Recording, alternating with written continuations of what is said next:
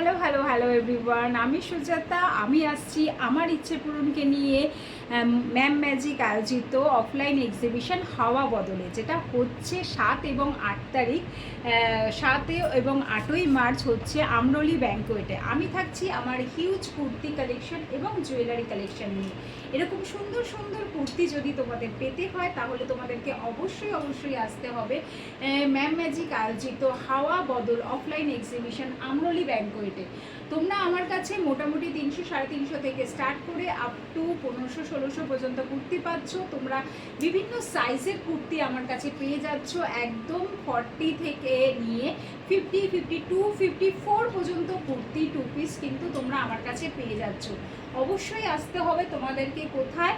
Ma'am magic আয়োজিত offline exhibition হাওয়া বদলে।